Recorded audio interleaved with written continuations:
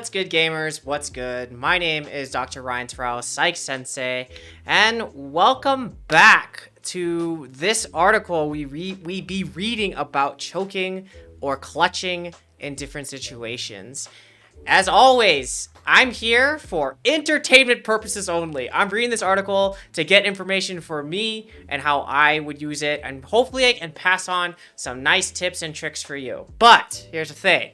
If you want to read this article, you totally can read this article yourself. I got it off of the Google Scholars. It was no special database. This is a article you could get yourself.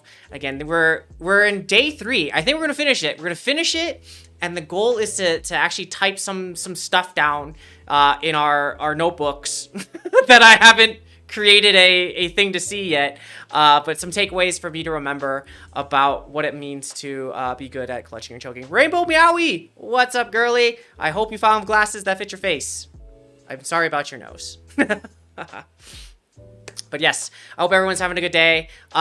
Yes, also, update. My goal is to have this stream every single day, except Friday, because Friday I will be doing another stream with 1HP, my good boy Bat, and we'll be on Voltaic Discord. We'll be in Voltaic Discord / Voltaic Twitch channel, and we'll be talking with Quavo Kenny himself of 100T, and talking about how what it takes to be a championship player for COD. Super stoked to be talking with him on Friday. But I hope everyone's doing alright. And if you're not, I hope me reading out loud and fucking up words is gonna make your day better. Alright, let's get back into it. So, really interesting. Something that this really made me think about, and actually this article really helped me talk about some things that were actually happening to some of the players at Bradley University, some of the overthinking or some of the misattributions of their thoughts. And it was really interesting to actually draw on this article, be like, oh, I read something about that, and here's an article that can help you not do those things that you're talking about. 5.23, passion orientation. Okay. To investigate, research question 2, does passion orientation relate to performance under pressure? We explore relationships between obsessive passion, harmonious passions, and the propensity to clutch and choke. Increased obsession passion, a preoccupation in inflexible persistence towards gaming, was found to positively correlate to choking. Okay. That means obsession, passion, bad, right? Increase this means increase that. Okay. For those preoccupied with playing video games and for whom gaming forms I got this, extricable? That's another thing why I like reading these freaking articles, bro. I learn a new word every single day. Okay, let's get to it. What is this word? Okay. EX. Where'd it go? Okay. INEXTRICABLE. Okay, Google, tell me how to say this word. Inextricable. Inextricable. Okay, anybody else knew inextricable? Anyone got any guesses on what inextricable means? Impossible to disentangle or separate. Inextricable. Yes, this word. Inextricable. Inextricable. That means you cannot separate something from another thing. Why can't you just say that? You can't separate it. It's inseparable. Jeez. Okay, but word for today, inextricable. Yes, there you go. And we also have a spelling bee at the end of this, so make sure that you are paying attention to the words. Inextricable. Okay, so for those preoccupied with video games and for whom gaming forms are inextricable or you can't separate and potentially uncontrollable aspects of their lives. So these are something really inside of it. Why do I know a word you don't? It's because I'm old, isn't it? No, it's because you're smarter than me, obviously, Rainbow, duh. For whom gaming forms is inseparable and potentially uncontrollable aspects of their lives. So we're talking maybe about problematic gaming now. And one of few avenues of enjoyment. Okay, so bad. It may be that the outcome of a game holds greater weight and consequence than those who engage more harmoniously. Yes, that's totally true. I mean, what happens when they take it really seriously, or they don't see any other self-worth other than their rank or anything like that, and it could be bod. In obsessive passions, individuals associate the activity with self-worth or social acceptance.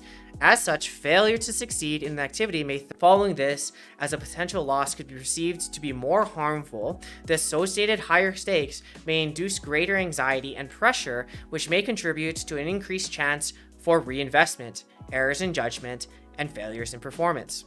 But I mean, what this sentence means basically is that, like, if you are taking the game seriously, I'm thinking about pros right now, or I'm thinking about amateurs trying to be pros, and they're putting a lot of weight into their rank or their wins or their losses because they want to achieve this thing or get seen on the ladder. It may cause them to focus on stress about a win and a loss, but by doing so, it's funny because that actually makes them play worse. So I think it's even more important than for pros or other people trying to get there or whatever, that they have more senses of self-worth, maybe outside activities, maybe seeing yourself outside of the game as something more, but wherever you can anchor more points of worth or worthiness or your identity, I think it might prevent you from playing worse. Additionally, players who trend towards obsessive passion for gaming may be more likely to ruminate on and recall moments of choke, thus potentially increasing self-reported propensity to choke. So this, you know what this reminds me of? Oh my goodness, this is exactly what this is, bro. Let me put this in red. Okay. One more time. Additionally, players who trend towards obsessive passion for gaming may be more likely to ruminate on and recall moments of choke. So rumination, I know that word, is basically you thinking about it over and over and over again. Like a cow chews cud, you just chew that thought over and over again. That's rumination. Thus potentially increasing self-reported propensity to choke. You know what this reminds me of? Panic attacks. Do you know what the number one thing, if you had a panic attack, it's not pleasurable at all. Like, you feel like you're gonna die, like your breath, you feel like you're gonna suffocate because you cannot breathe. It's just a bad experience, right? Like, overall, like, it feels literally like death. And the number one thing that triggers panic attacks, ironically, is, you guessed it, a fear that another panic attack is coming on. And because we're afraid that another panic attack is coming on, we are like, freak out, and then a panic attack comes. So in the same way, those who have obsessive passions are thinking about, oh no, remember that last time I choked? Here's another time that I'm gonna choke, and then they choke. So it's almost like the focusing on the choke or the fighting of these moments that causes them to choke. Totally. I just sent a screen cap of this to Pouring. Lol. Maybe he'll take more TFT breaks. Panic attacks suck. Yeah, dude, panic attacks are the worst. I think the first time I had a panic attack, I was like, what is happening? I cannot breathe. My mind is like super not where it's supposed to be. I'm in a public place. What's happening?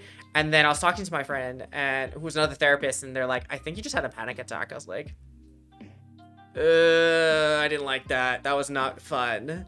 So yes, absolutely, panic attacks not good. The dualistic model of passion has been the focus of much research inquiry in the domain of game user research, including specifically within the context of esports. While research on passion is limited to the context of performance in competitive multiplayer video games, our results suggest that choking is associated with obsessive passion, which presents an interesting avenue for future investigation concerning passion, orientation, and the propensity to choke. I wonder if there's a better way that if you're passionate about something or whatever, that you can focus on the passion instead of the oh no-ness, I'm losing it, thus you freak out more. Future thoughts. Okay. 524. Coping style. To investigate research question 3, does coping style relate to performance under pressure? We explored relationships between approach coping style, avoidance coping style, and the propensity to choke and clutch.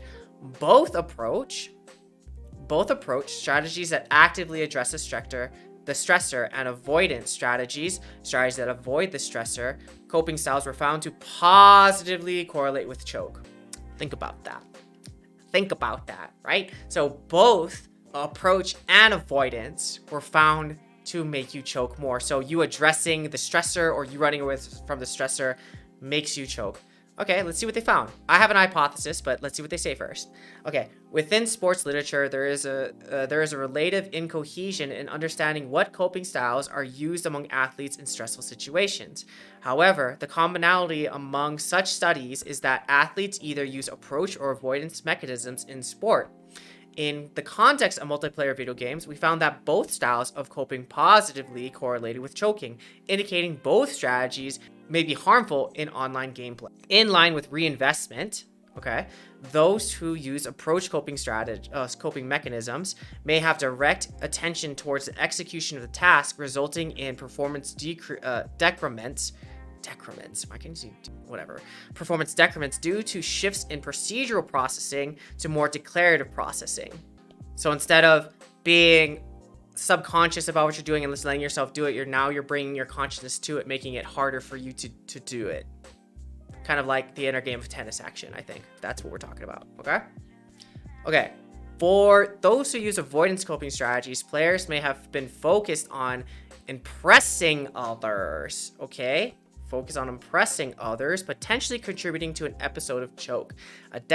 Additionally, the coping mechanisms used in physical sports may not translate to online multiplayer video game context, as indicated by the relatively low reliability obtained for both subscales.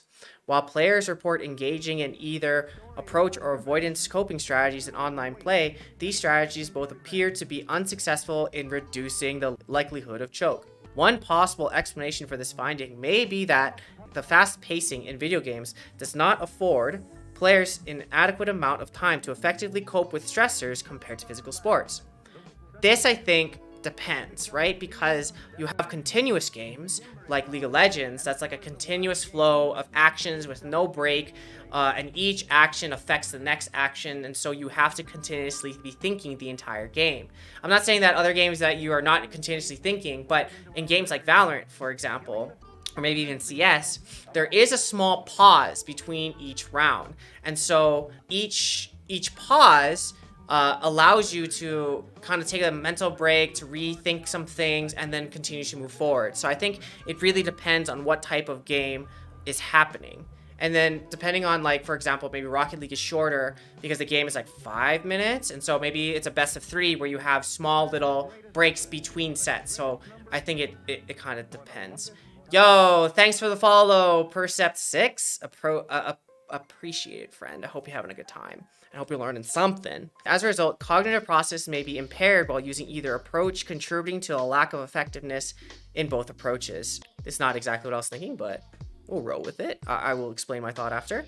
Okay, further, rather than utilizing coping mechanisms during video game play, research by those people in 55 suggests that players may benefit from online interventions designed to increase emotional control. Yeah, I like that. Designed to increase emotional control, potentially improving performance by reducing perceived stress intensity.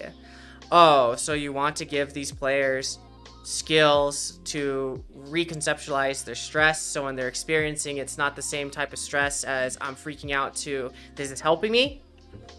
I like that. Reframe stress education. I like it. We'll take it.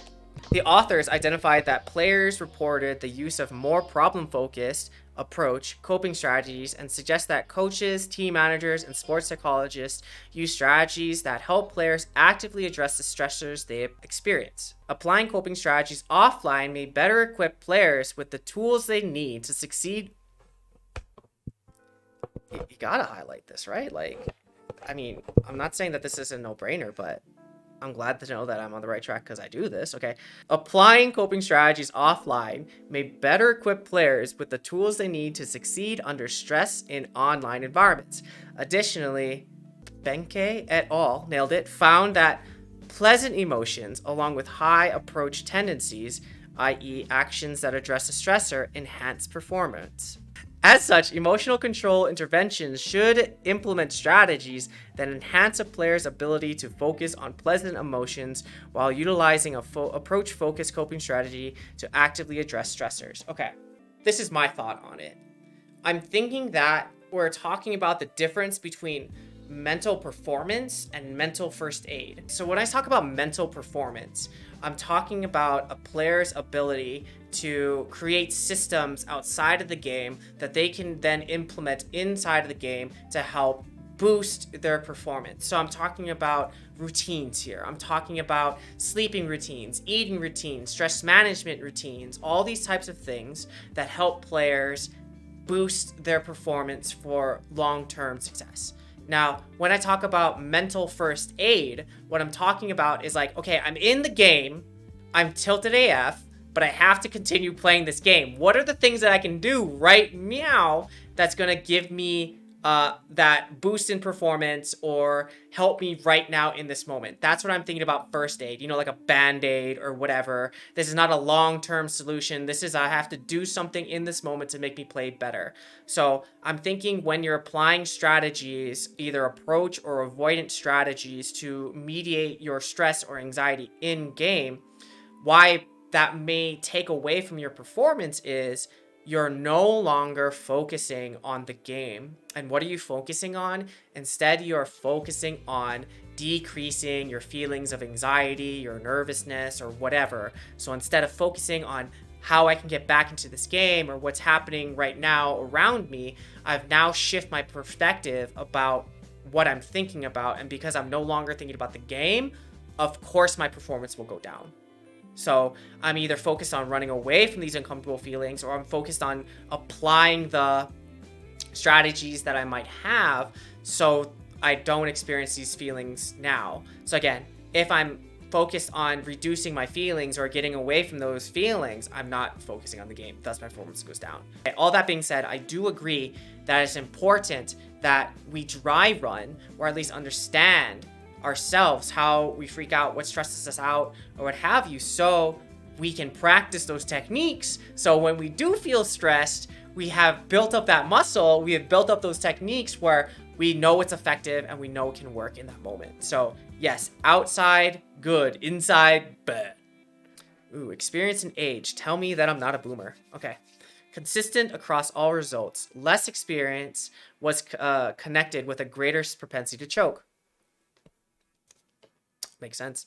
Conversely, more experience was connected with a greater propensity to clutch. These relationships were fairly intuitive. Those with less experience may be more likely to make mistakes, and especially so under pressure, due to a reduced familiarity with their preferred competitive video game. Knowledge is power, friends. Furthermore, as novices tend to utilize slower declarative processes, choking may be more prevalent for less experienced players. In contrast, those with increased experience may be more equipped to succeed in pressure conditions due to increased game knowledge and automated responses through procedural processing. TLDR, more experience, you've been here before, you know what it's gonna feel like, you know how to manage your stress or whatever. We ballin'. Here's the kicker. Age did not play a role in choke or clutch, indicating that players' propensity to clutch and choke may be associated with traits, susceptibilities, experience, and ability in the game, rather than factors related to age. So, it's not that younger players will choke or not, or older players will clutch or not. It's experience that trumps age. Because you can be a 16-year-old phenom but have zero experience, or you can have like a 36-year-old veteran, but it's the experience factor, sounds like, that is more effective in predicting how this thing is gonna go. I like it. Makes me feel good. As such, these findings do not suggest the performance in competitive multiplayer video games is not related to age, but rather that propensity to choke may not be. True. We'll take it. Although previous studies exploring age in competitive gaming suggest that performance itself and the importance of performance may change as we age, our results suggest that there may be little association between aging and ability to perform under pressure. However, further longitudinal study are required to identify whether age-related findings in competitive video games are attributed to age or to a cohort. So experience is greater than age. Yay. Okay. This is all what we've been waiting for, man. Implications. How can we take all this information and apply it to you? Let's find out. Okay. This study, representing an initial step in investigating choking and clutching in the context of online video games, offers wide-ranging implications. In this section, we discuss implications and applications of our findings in both research and industry context. In particular, we focus on the context of our work in the domain of esports and professional video game play. Got you. Our work reveals implications for esport training and management. We suggest that collecting trait inventories from roster players may allow esports organizations to determine ahead of time if a player may benefit from training, coaching, or familiarization with pressure scenarios. We suggest that training specialized in traits. Okay, so do assessments is what they said. Collecting trait inventories from roster players to determine ahead of time if a player. Okay. I like the suggestion. The only problem is, bro, players don't want to do shit. Sometimes they don't want to even take the surveys, and it's really hard to do. So I like it. Take the surveys, kids. Okay, we suggest that training may be specialized to trait susceptibility. For example, a player with trait susceptibility to reinvestment may benefit from a training regimen that encourages procedural processing in play. Alternatively, a player with self-consciousness trait susceptibility may benefit from training regimen that prioritizes desensitization to audience or social pressures. Okay, further organizational staff may implement general pressure training programs that familiarize players with performance in high pressure circumstances, thus equipping players with all the ability to maintain or excel in contexts where their performance is critical. Do you have a link to the article? Really interested in it and learning a lot. I don't have a link to the article, but if you wanted to plug into Google Scholar, Under Pressure, Exploring Choke and Clutch in Competitive Video Games by Breers, Kolowski, and Mandrick, you'll find it. All these things can be found. Anyone can read them. That's something that I'm trying to promote, that if you really wanted this information, you could Google search it on Scholar. So just search like Under Pressure, or I'll type it in the thing so you can have it. There you go. Check that out. But again, the whole purpose of why I'm doing this is because I feel like there's so much information out there in psychology. There's so many articles, but here's the problem. Like, articles are boring. Not everyone likes reading them. So I figured, hey, if I can try to make this fun and enjoyable and full of tangents, the better. But if you want to read it on your own, go for it. And remember this word. Inextricable. Inextricable. That's today's word. I'm gonna forget it. I think that's another thing I should do. I should make like words I don't know. That should be a thing I float up here. A different thing. It's on my to-do list, but I have the word. Found it. Much appreciated. Esports psychology, definitely overlooked. Hell yeah. And the best part about esports psychology, my friend, is we're talking about performance, and everything in life is a performance. From, going to school, taking a test, asking somebody out, getting nervous to talk to someone you don't know, or we're talking about performances. Whoa, Purple's here. What's up, pouring party, baby? What's good, baby? Hope you're doing well. How will do, the more you know. Hell yeah. Okay. Where was I? Okay. Thus, equipping players. Okay, we're there. Okay. Game companies may support players in maintaining optimal performance under pressure by limiting in-game features that draw attention to one's performance, such as removing the spectator function that informs players that they're being watched. I like the suggestion. I don't think it's gonna happen, bro. In competitive video games, scoreboards are also a source of pressure as they inform players how they are performing relative to others. While this may be beneficial for gauging how well one is performing, it may likewise be a distraction that lures players into a suboptimal state of mind, resulting in performance decrements due to increased self-awareness or self-consciousness related to ego. Okay, I mean, I understand what you're saying. But at the same time, how could you play the game or know how you're doing if there's no scoreboard? How would you know if you're winning a basketball game if they remove the scoreboard? That doesn't seem practical. But I understand the suggestion, but I mean, I don't think that's realistic or the point. Okay. Okay, here it is. Okay. Game designers may address this issue by designing an alternate form of measuring performance that does not directly reflect a player's hierarchy of value to their team. For instance, Blizzard's Entertainment implement a medal system in Overwatch whereby a player's stats are only visible to the individual in an attempt to provide personalized insights on performance relative to teammates. I mean, I don't want to be a dick or anything, but Overwatch is not always in the great sense, so was that successful? I don't know. But I see what they're saying. However, shout out to my Overwatch players. I'm sorry about your game.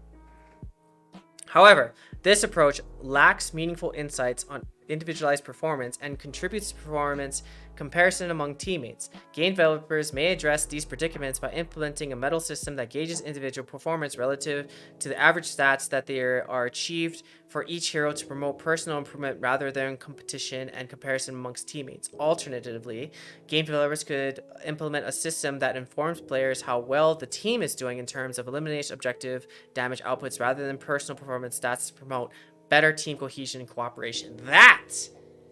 That would be interesting. I'm down for that. I think that'd be really interesting.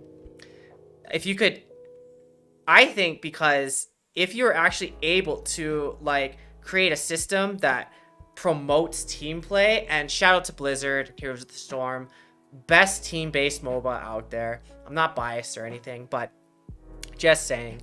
I would be really interested because I really do think the stats does dictate how some people play the game. So because most of the stats are individualized and show you how well you're doing, I really would be curious how that would change the game if stats showed how we were doing, how the team was doing. That would be very interesting to see if that would change the team play to be more cohesive versus getting your own stats. See, that would be... I want to see that game. That'd be fascinating. If you know a game like that, let me know so I can check it out. Okay. We also suggest that performing for an audience, that is, with spectators' pressure, may help to reduce social anxiety associated with being observed. You know what we call this, friends? We call this... That's right. Exposure therapy. That's what we're doing, baby. We're exposing you to a crowd. Thus, if you know how the crowd feels and what it's gonna be like, you can prepare for doing it again. IRL. Exposure is the best treatment for anxiety. If you're afraid of something, if you're afraid of something, slowly, stepwise yourself to trying it, to exposing yourself to that thing. If you're afraid of talking to people, I'm sorry, that the best treatment is practicing talking to people. If you have ranked anxiety or you're afraid of queuing up ranked, I'm sorry, the best strategy is queuing up. I mean, like, just because you practicing that thing, you getting used to what it's gonna feel like, makes you less anxious because you're familiar with it. So, unlucky, try it. Okay. And I said stepwise, like, if you're afraid of driving, don't just jump in the car and start driving now. Like, look at the car, sit in the car, pretend you're driving the car, play a game, then go drive the car. One natural avenue for this may constitute live streaming gameplay to an audience. Good. We also posit. I want to make sure that I'm saying that right. I think I am. I think that's like, we also think that future work on performance under pressure may benefit from exploring streamers' experience of choking and clutching in video games. In particular, examine the role that public self-consciousness and social anxiety may play in their performance. We suggest that alongside reinvestment and the lack of experience, anxiety represents a key factor in thwarting performance under pressure. Fair. Individuals who tend towards public self-consciousness, social anxiety, harmful adoption of avoidance and approach coping strategies or styles, and obsession passion may experience fear of loss, risking social judgment, self-worth, and perception that ultimately impedes performance. Okay, makes sense. Let me highlight these things. Public self-consciousness. I'm thinking about what other people think about me. Social anxiety. Again, I'm worried about what people may think about me. Harmful adoption of avoidance. Okay, so if I focus on running away or fixing my anxiety in the moment, and obsessive passion, my only sense of self is in this game, may experience a fear of loss. If you're preoccupied with all of these things, of course you're not focusing on the game. You're not focusing on what people think or what this game means to me, or what this loss means to me, versus actually being invested in the game.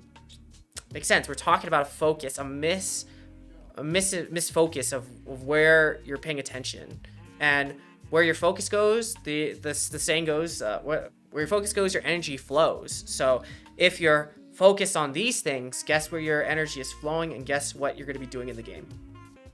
This could lead to play behaviors known colloquially in gaming and sporting contexts as playing scared, opposed to playing to win, as overly cautious, passive, or ineffective play styles motivated by fear of loss, or separately ladder anxiety.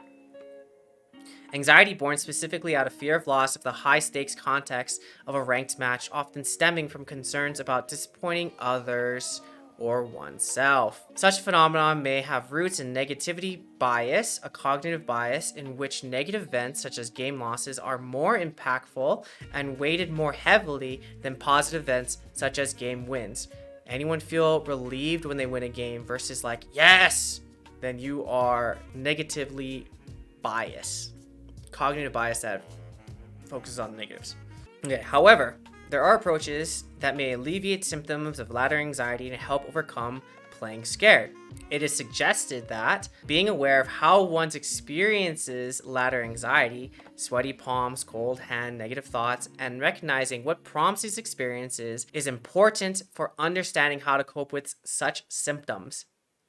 Awareness be king, friends. Awareness rules all. Because what this is saying is like, you have to be aware of the meaning that you're putting behind these things and how that meaning is making you react or do things. So why and how are you interpreting sweaty palms or whatever? For instance, ensuring one is comfortable in a comfortable environment and in a positive state of mind prior to performing may maximize one's ability to maintain their performance and avoid prompting negative experiences. I mean, if we think that this game we're loading into is going to be a doomer, I'm sure it will be a doomer. So, I mean, it's that even setting your expectations of how the game is going to be, or even setting the intention of what you're trying to get out of this game may prevent you from having negative experiences. So matching your intentions and your goals with your experience, or even thinking about in a positive mind how you want this experience to go. Optimal player state may be further facilitated by ensuring that players are well rested. You don't say, when you do the basics, you sleep, you eat, you drink water, you touch grass, you exercise, you stretch, you're gonna play better? What? If I sleep, I'm gonna do better?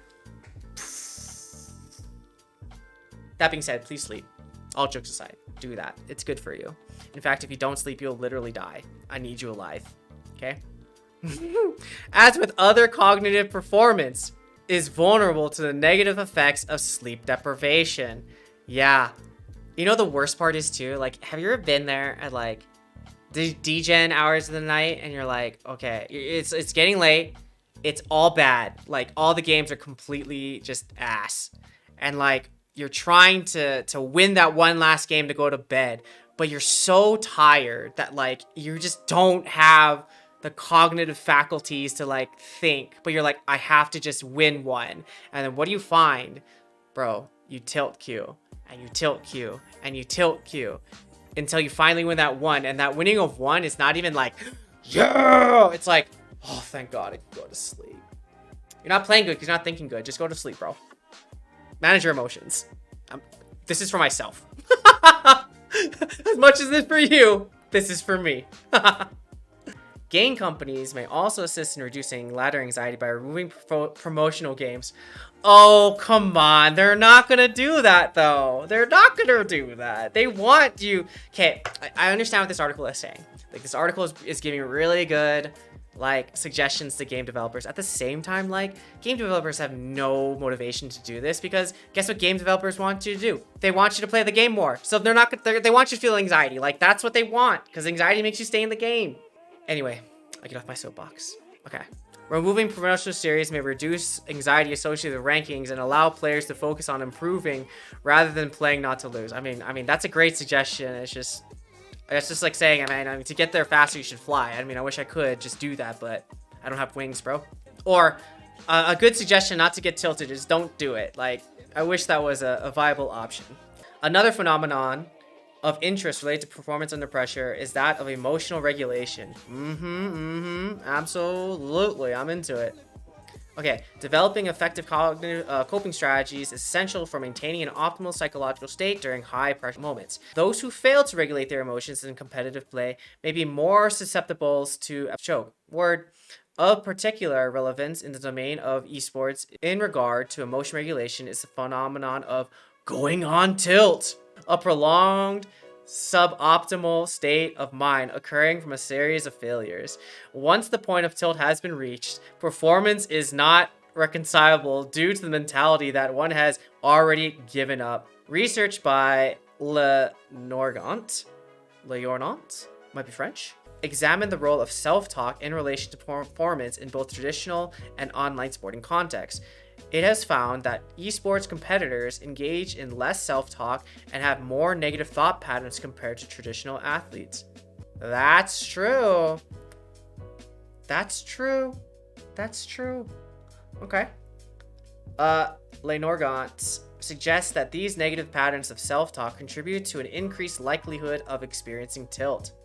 As such, esport professionals would benefit from receiving early interventions, targets towards regulating emotions, and maintaining optimal state of mind during performance.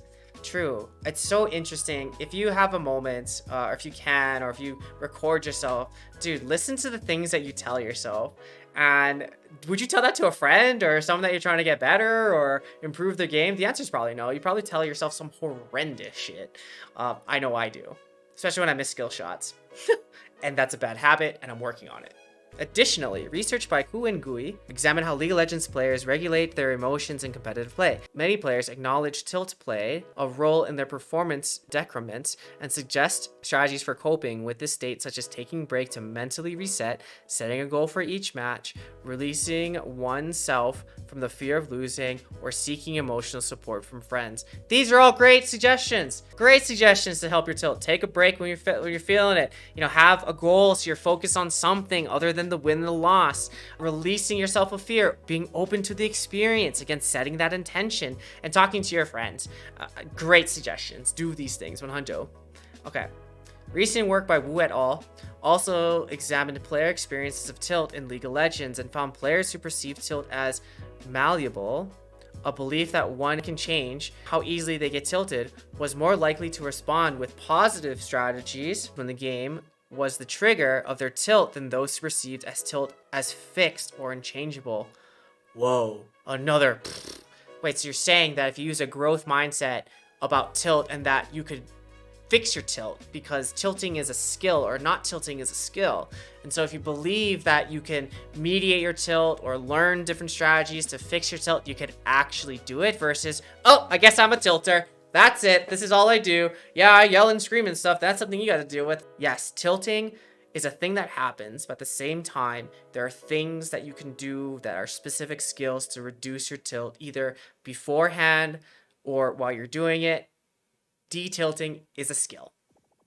Absolutely. I'm gonna write that here. De-tilting equal skill. Absolutely. Absolutely.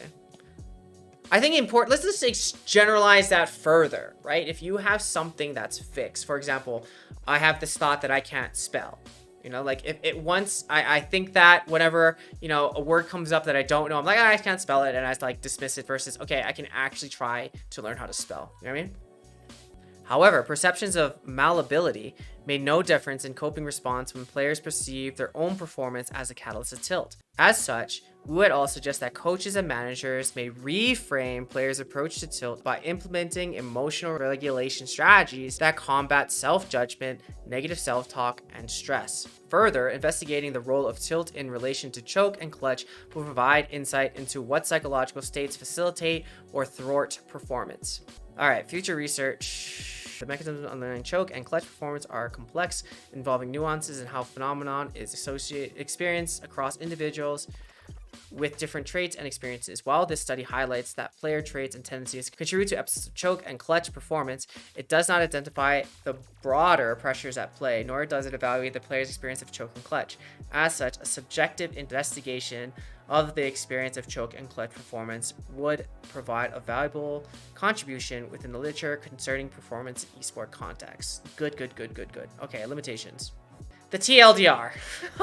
In this paper, we investigated the role that player traits and tendencies play in both choke and clutch performances. Our work extends findings from traditional sport literature into the virtual realm of esports. We found that trait tendencies toward reinvestment, public self-consciousness, obsessive passion orientation, as well as approach coping styles and avoidance coping styles positively correlate with the propensity to choke. So again, when you take things that are more unconscious and you try to bring them conscious, or what they said, this is reinvestment. So basically, when things are declarative memory, or if they're procedural memory, when things are procedural memory, these are actions like riding a bike, you show them or you do them. When you're trying to make those automatic things that you've learned to conscious things as declarative memory of, I know how to ride a bike and this is how the step-by-step process to do it.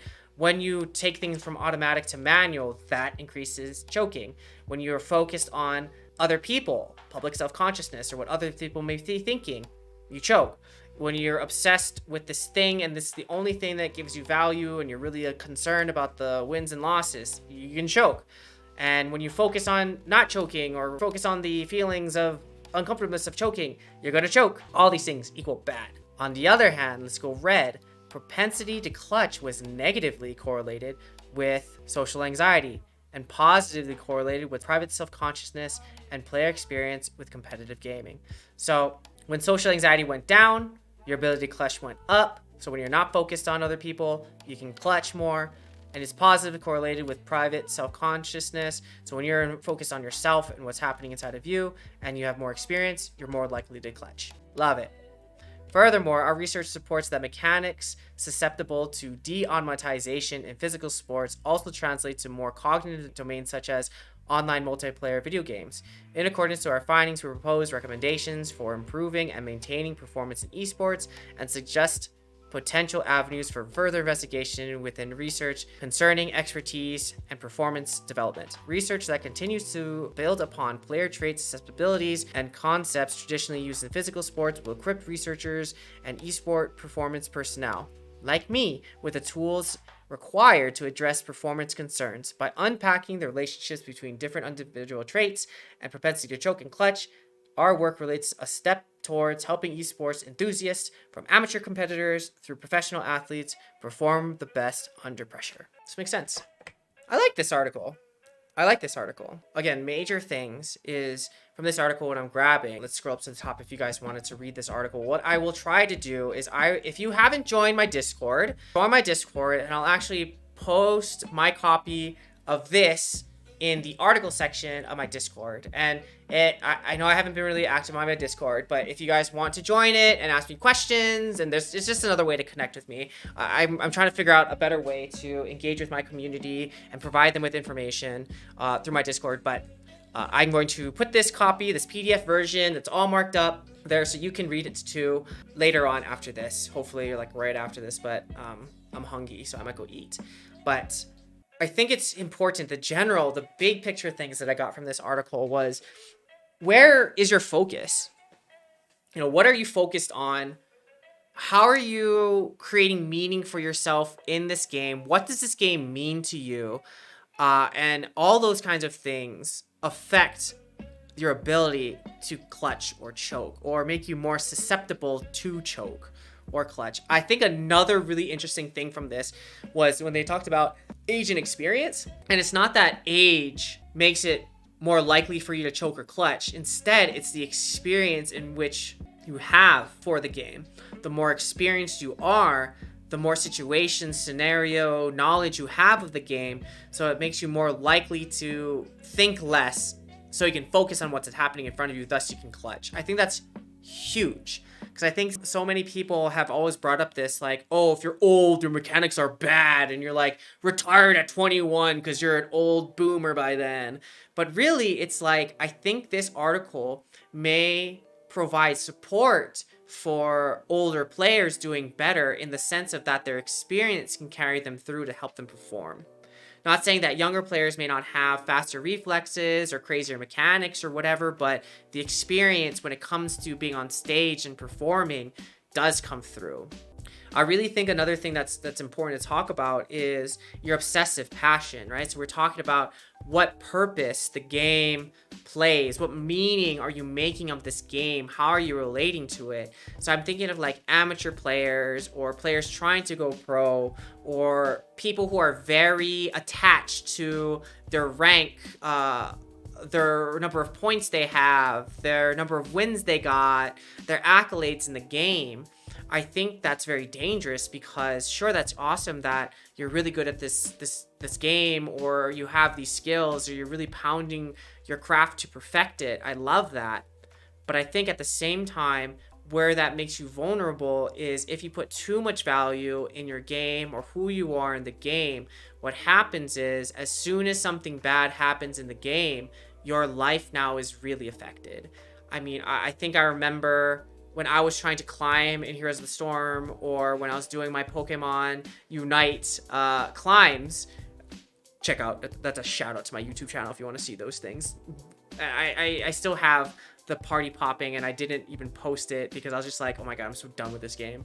I was so happy that I reached the master level instead of like anything. But anyway, when you put too much meaning in the game or the outcome of the game, losing games can really affect your perception of yourself, your sense of self-worth, your enjoyment of the game. And I mean, if you feel bad after you lose and the rest of the day is kind of scuffed for you, I think that it's really important that you think about how this game's affecting you in those ways, and making sure that you find other areas of your life that you can anchor your sense of worth, your identity, because the more anchors you have in different areas of your life that you find meaning and value to, the less the game will affect you. Even if you're a pro, I think it's important that you have either other hobbies or other interests or other ways that you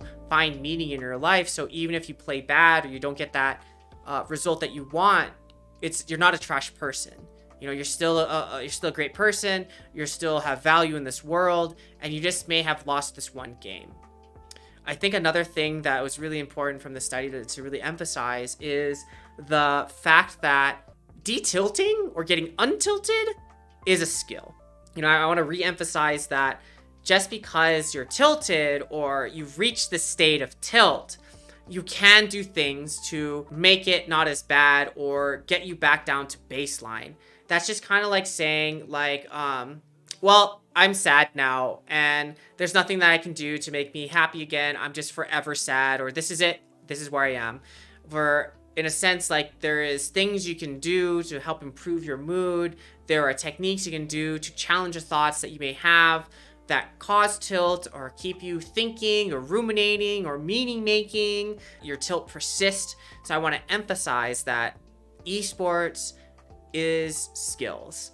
Detilting is skills. Yes, you're responding. So the reaction to what's happening may be tilt, but your response to the tilt and how you deal with it or how you manage it, that is a skill. And that is totally learnable. That's totally developable and growable and doable. It's just we have to be aware of when it's happening, pick up some things that may help us, and then practice them so they become an automatic thing that we do instead of, oh my god, I'm tilted, now I have to focus on my breathing or whatever in the game, and that's going to take away from you focusing on that your game in the moment. So again, talking about mental first aid or mental performance. So separating those two things out.